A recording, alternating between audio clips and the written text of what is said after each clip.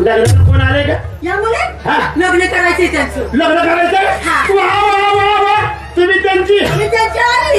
तुमचं लग्न झालं? नाही झालं. मुली माझ्या लग्नाला आले. आल्या का? तुम्ही त्यांची आई. तुमचं लग्न नाही. आता तुमचं लग्न नाही? नाही.